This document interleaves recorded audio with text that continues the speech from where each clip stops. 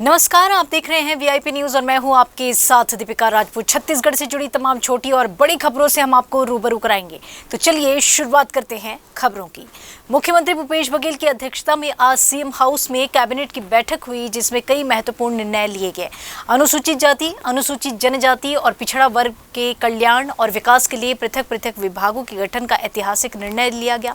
किसानों के सहकारी ऋणों पर ब्याज अनुदान नियम 2021 में संशोधन प्रारूप का अनुमोदन किया गया है, जिसके अनुसार उद्यानिकी कार्यों, मत्स्य पालन एवं गौ पालन के लिए लघु और सीमांत किसानों को 3 लाख रुपए तक का अल्पकालीन ऋण बिना ब्याज के मिलेगा। अनुसूचित क्षेत्रों में बस्तर और सरगुजा संभाग के जिलों तथा बिलासपुर संभाग के कोरबा और गौरेला पेंड्रा मरवाही में तृतीय और चतुर्थ श्रेणी के जिला स्तरीय एवं संभाग स्तरीय पदों पर नियुक्त व्यक्तियों का स्थानांतरण, प्रतिनियुक्ति, सिविलियन संलग्नीकरण जिले और संभाग के बाहर नहीं किया जाएगा। लोक निर्माण विभाग में सहायक मानचित्रकार के 43 पदों पर नियुक्ति हेतु जारी चयन सूची के 1 वर्ष तक प्रभावशील रहने की वैधता अवधि को शिथिल करने का निर्णय लिया गया। इसके अलावा बस्तर और सरगुजा संभाग के लिए 12,489 शिक्षकों के पदों पर होगी भर्ती। इसमें 6,285 सहायक शिक्षक, 5,772 शिक्षक तथा 432 पद व्याख्याता के हैं। शिक्षा विभाग के स्कूलों में कार्यरत अतिथि शिक्षकों को प्रत्येक वर्ष के लिए 2 बोनस अंक तथा अधिकतम 10 बोनस अंक देने का निर्णय लिया गया है।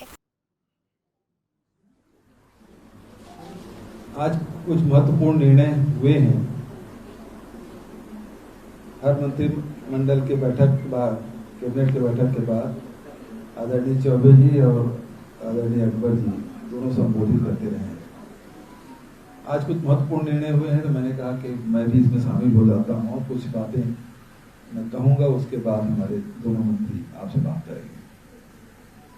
पहली बात तो ये है कि लोगों की डिमांड भी थी, अनुसूचित जाति, जनजाति और अन्य पिछड़ा वर्ग, ये सारे डिपार्टमेंट एक ही हुआ करता था। अब इसे अलग अलग कर दिया गया है। इसमें एससी और ओबीसी अलग अलग विभाग होंगे, एसटी का अलग विभाग हो, 3 विभाग होंगे इसका, जिसे सभी विभागों के, अनुसूचित जाति विभाग के, अन्य पिछड़े वर्ग विभाग के और ट्राइबल के काम है वो सुचारू रूप से संचालित हो सके। और इसी के साथ साथ जिस प्रकार से ट्राइबल एडवाइजरी कमेटी अभी बना है, संवैधानिक व्यवस्था है, राज्य सरकार ने निर्णय लिया है कि अब अनुसूचित जाति के लिए और अन्य पिछड़े वर्ग के लिए भी एडवाइजरी कमेटी बनेगी। अनुसूचित जाति सलाहकार परिषद और अन्य पिछड़ा वर्ग सलाहकार परिषद का निर्माण होगा, जिससे इन वर्ग के लोग शासन तक के अपनी बात कह सके और उन सुझावों का क्रियान्वयन भी हो सके। और इसके अध्यक्ष, जैसे ट्राइबल एडवाइजरी कमेटी के अध्यक्ष मुख्यमंत्री ही होते हैं, उसी प्रकार से एससी एडवाइजरी कमेटी और ओबीसी एडवाइजरी कमेटी दोनों के भी अध्यक्ष मुख्यमंत्री होंगे और इसमें से सदस्य इसमें लिए जाएंगे। एक बहुत महत्वपूर्ण, 2 महत्वपूर्ण निर्णय इसमें लिया गया है। और तीसरा निर्णय, अब शहरी क्षेत्र हो चाहे ग्रामीण क्षेत्र हो, इसमें सबको मिला के, पूरे छत्तीसगढ़ को मिला के छत्तीसगढ़िया ओलंपिक का आयोजन होगा। और इसमें उम्र की कोई सीमा नहीं होगी। उसमें बच्चे भी खेलेंगे, बड़े बुजुर्ग भी खेलेंगे, महिलाएं भी होंगी, तो सभी लोग इसमें भाग ले सकेंगे। उम्र की कोई सीमा नहीं और हर प्रकार के खेल का इसमें आयोजन होगा। चौथा जो महत्वपूर्ण निर्णय लिया गया है वो कृषि के क्षेत्र में अभी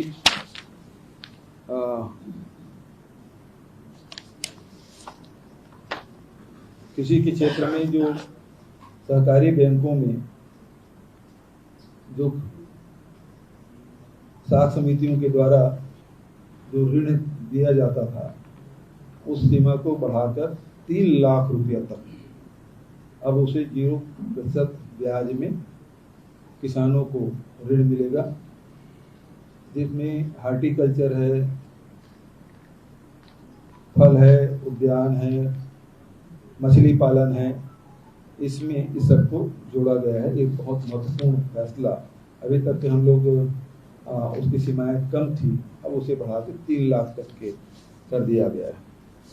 अलग अलग फल में, सब्जी में अलग अलग ऋण व्यवस्था होती थी, तो उसमें निश्चित सीमा रहता था कि जिसमें 0% ब्याज देते थे, अब उसे बढ़ा के 3 लाख तक उस सीमा को बढ़ा दिया गया। एक और महत्वपूर्ण फैसला कि पूरे प्रदेश में अब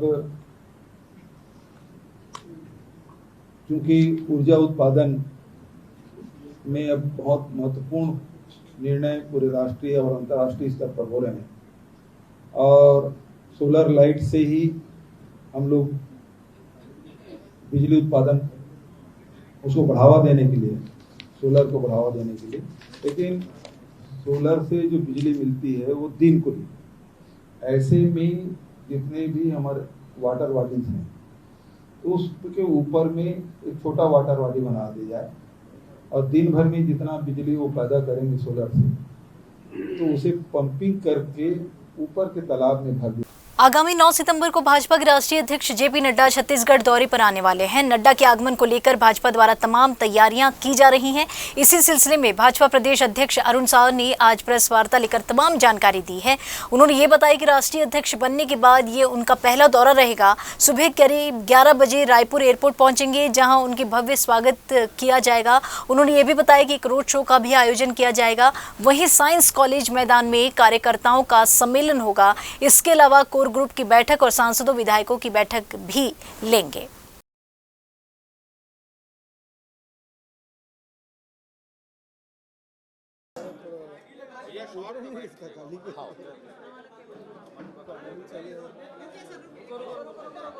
भारतीय जनता पार्टी के राष्ट्रीय अध्यक्ष बनने के बाद माननीय जगत प्रकाश नड्डा जी का 9 सितंबर को प्रथम आगमन हो रहा है। 9 सितंबर को माननीय जगत प्रकाश नड्डा जी 11 बजे विवेकानंद एयरपोर्ट रायपुर आएंगे। वहां पर कार्यकर्ताओं के द्वारा भव्य स्वागत किया जाएगा, और फिर पंडित दीनदयाल उपाध्याय चौक तेलीबांधा से एकात्म परिसर रजबंधा मैदान तक एक रोड शो का आयोजन होगा, और फिर 1:30 बजे से साइंस कॉलेज मैदान में भारतीय जनता पार्टी के कार्यकर्ताओं का एक विशाल सम्मेलन आयोजित होगा। उस सम्मेलन में माननीय नड्डा जी कार्यकर्ताओं का मार्गदर्शन करेंगे। उसके बाद शाम को 5 बजे एक पत्रकार वार्ता को भी संबोधित करेंगे। उसके बाद 3 अलग अलग बैठकें भारतीय जनता पार्टी की माननीय राष्ट्रीय अध्यक्ष जी लेंगे। माननीय जगत प्रकाश नड्डा जी के छत्तीसगढ़ रायपुर आगमन को लेकर छत्तीसगढ़ के कार्यकर्ताओं में बड़ा उत्साह है। उनका आगमन और उनका यह प्रवास ऐतिहासिक हो और उनका भव्य स्वागत हो, इसकी तैयारियां जोर शोर से चल रही है। अन्य पिछड़ा वर्ग से संबंधित समस्याओं के निराकरण और इस वर्ग के लोगों का जीवन स्तर में तेजी से सकारात्मक बदलाव लाने मुख्यमंत्री भूपेश बघेल के द्वारा अन्य पिछड़ा वर्ग सलाहकार परिषद के गठन का बड़ा फैसला लिया गया है। इस परिषद के गठन से अन्य पिछड़ा वर्ग के लोगों के लिए संचालित योजनाओं एवं कार्यक्रमों के क्रियान्वयन के लिए बेहतर मॉनिटरिंग हो सकेगी। साथ ही इस परिषद में वर्ग विशेष की समस्या आवश्यकता पर विचार किया जाएगा। छत्तीसगढ़ के मुख्यमंत्री इसके अध्यक्ष होंगे तथा भारसाधक मंत्री उपाध्यक्ष होंगे। परिषद में कुल 40 सदस्य होंगे, जिसमें राज्य विधानसभा में अन्य पिछड़ा वर्ग के निर्वाचित कम से कम 10 निर्वाचित सदस्य होंगे।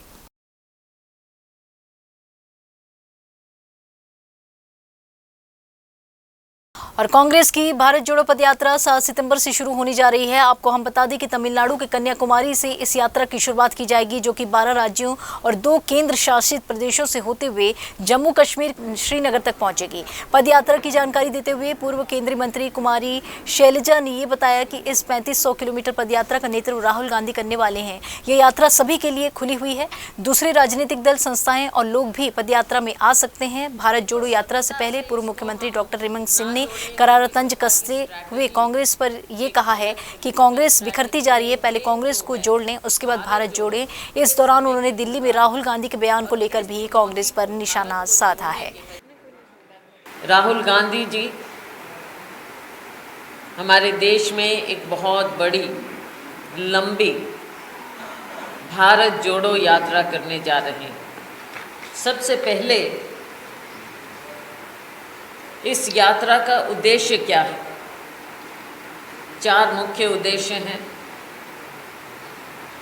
एक नंबर पहला, सभी भारतीयों के बीच एकता कायम करना, जो महात्मा गांधी के नेतृत्व वाले हमारे स्वतंत्रता आंदोलन और संविधान के प्रतिबिंबित मूल्यों में विश्वास रखते। पूरा कांग्रेस बिखरती जा रही है, पहले कांग्रेस को तो जोड़ ले। कांग्रेस में इतना बड़ा विभाजन हो गया, जो व्यक्ति जिसका जनरल नॉलेज इतना कमजोर है उसको प्रधानमंत्री की बात करते हैं, जो आटा को लीटर में तौलता है। जो व्यक्ति अपने भाषण में आटा को लीटर से तौलता है, और भूपेश बघेल जब आए दिल्ली से प्रेस कॉन्फ्रेंस यहाँ एयरपोर्ट में जब बात की, भूपेश बघेल भी आटा को लीटर से ही बोल रहे थे। तो ये असर है राहुल गांधी की बुद्धिमत्ता का। आरएसएस के सरसंघचालक मोहन भागवत आज से 8 दिनों तक रायपुर दौरे पर हैं। भागवत यहां संघ के निर्णायक टोली और समन्वय समिति की बैठक लेंगे। आपको हम ये बता दें कि पहली बार संघ प्रमुख मोहन भागवत इतने अधिक दिनों के लिए रायपुर आ रहे हैं। वहीं ये बैठक भी छत्तीसगढ़ में पहली बार ही आयोजित की जा रही है। जानकारी के अनुसार 7 सितंबर यानी बुधवार से संघ के निर्णायक टोली की बैठक शुरू होगी। वहीं 10 सितंबर से समन्वय समिति की बैठक होनी है। बैठक के दौरान तमाम राष्ट्रीय स्तर के मुद्दों पर मंथन किया जा सकता है।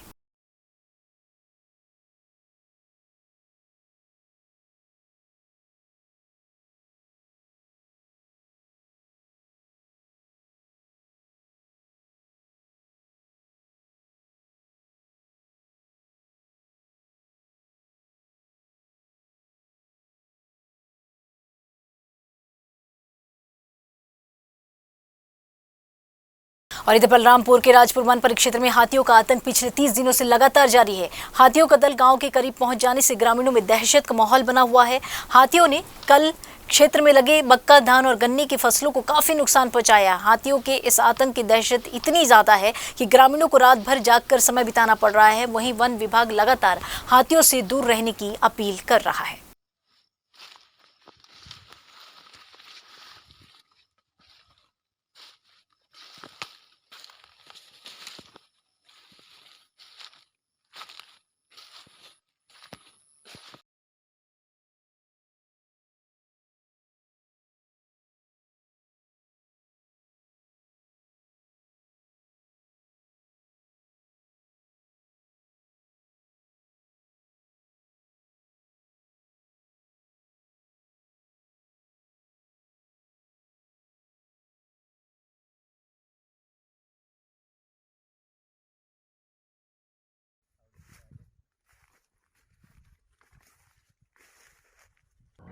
जंगल में हाथी आया है, हम लोग को डर लग रहा है। हमारी फसलों को भी नुकसान पहुंचाता है, लेके जाने में डर लगता है।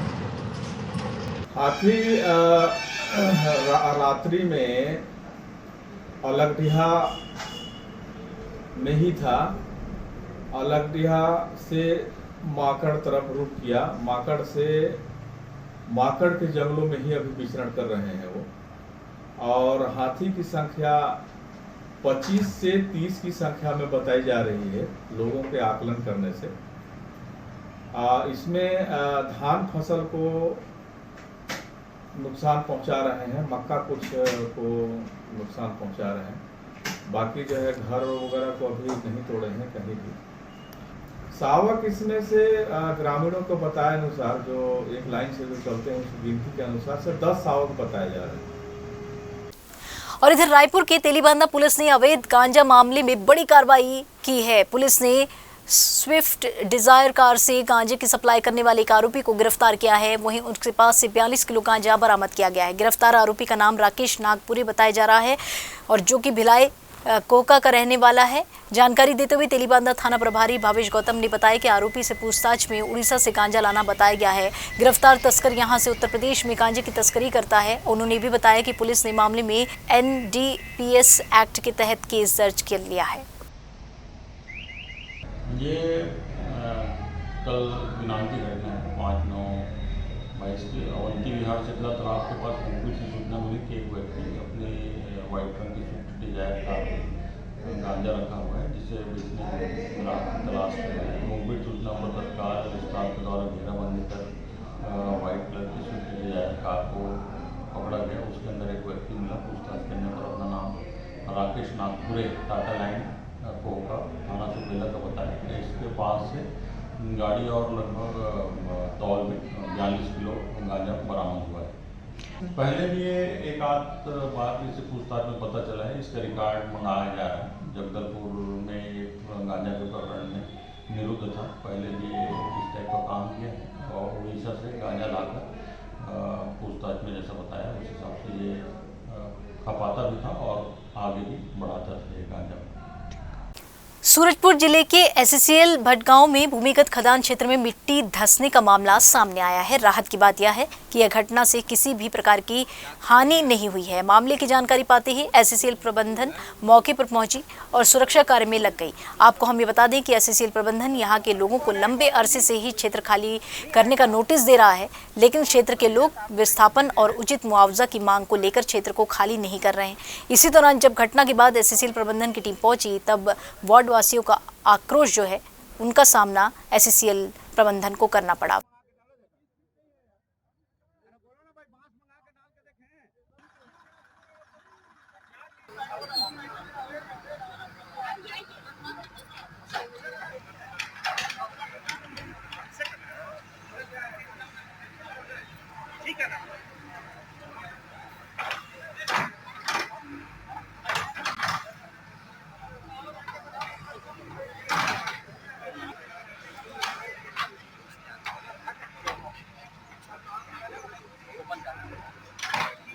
ये यहाँ पर वार्ड क्रमांक 8 ईटा भट्टा है।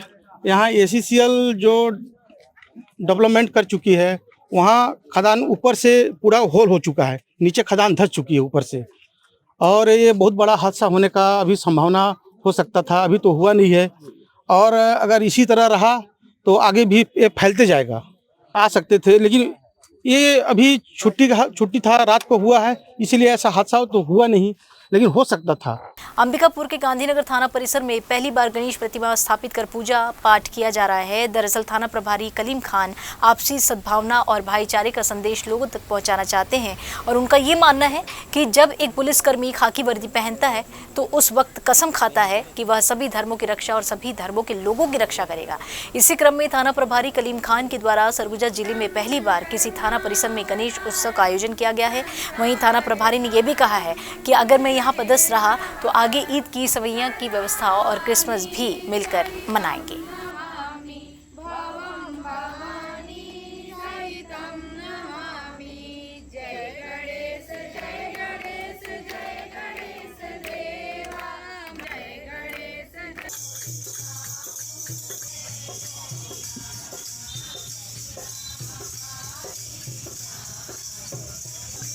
जैसा कि आप सभी को पता है कि भगवान श्री गणेश जो है वो सुख समृद्धि और सकारात्मक ऊर्जा की वृद्धि हमेशा करते हैं और सुख समृद्धि के साथ अपार जो आशीर्वाद है वो अपने भक्तजनों को देते हैं। और उसी तरतम्य में भी थाना जो गांधीनगर है वहाँ पर भी गणेश जी की चतुर्थी के दौरान यहाँ पर मूर्ति विस्थापित की गई है।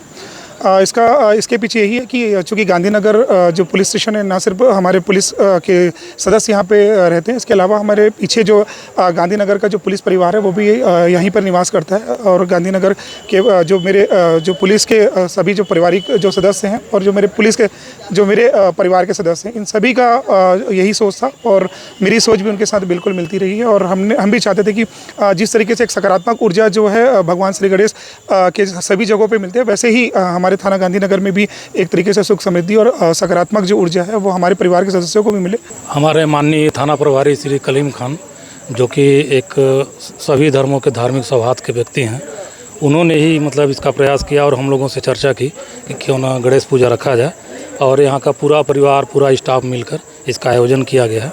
इसका उद्देश्य मेन था कि भगवान सभी को सद्बुद्धि दे, कार्य करने की शक्ति प्रदान करे, और हमारे थाने में अमन चैन के साथ साथ पूरे क्षेत्र में पूरा क्षेत्र शांत रहे।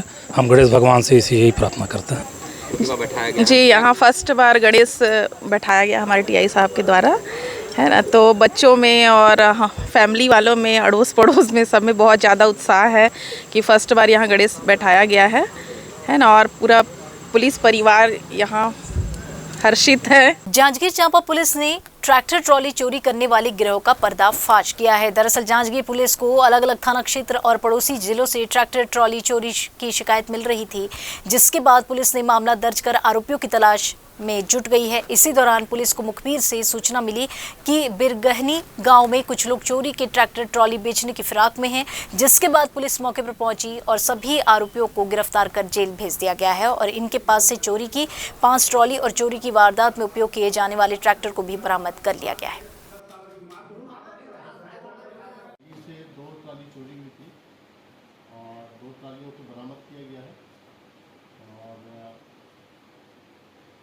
कल पूरी दिन भर टीम लगी। ये एक ऐसा गैंग है जो ट्रैक्टर ट्रॉली चुराता था, और इसमें 3 आरोपी पकड़े गए हैं, जिनसे 5 ट्रॉली और 1 ट्रैक्टर।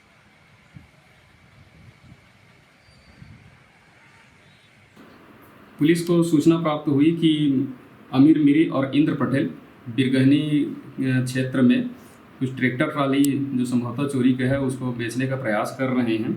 इस सूचना पर से उक्त आरोपियों अमीर मीरी और इंद्र पटेल के पतासाजी किया गया और उनको घेराबंदी करके हिरासत में लिया गया।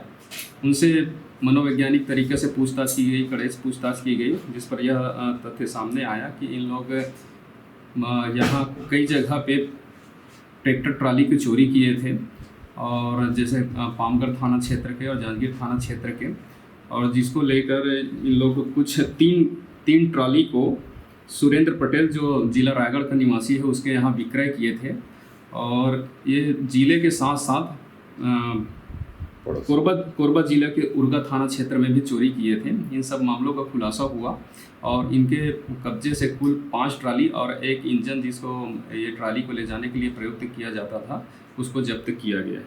उनको विधिवत गिरफ्तार कर न्यायिक रिमांड पर भेजा गया है। जशपुर जिले से शर्मसार करने वाली घटना निकलकर सामने आई है, जहां एक नाबालिग लड़की से एक युवक ने पहले तो दुष्कर्म किया, फिर जब वह 4 माह की गर्भवती हुई तो युवक ने अपने परिवार वालों के साथ मिलकर उसका गर्भपात करवा दिया। घटना की जानकारी मिलते ही पुलिस आरोपियों के खिलाफ मामला दर्ज कर कार्रवाई करते हुए मुख्य आरोपियों को गिरफ्तार कर लिया है और बाकी आरोपियों की तलाश में पुलिस जुट गई है।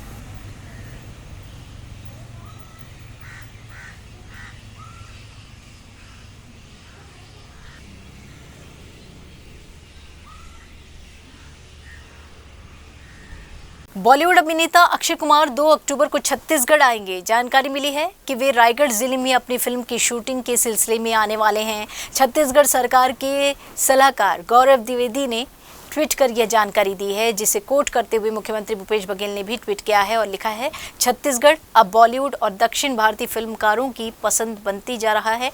आने वाले समय में यहाँ बड़े निर्देशकों और बड़े कलाकारों की फिल्मों की शूटिंग हो सकती है।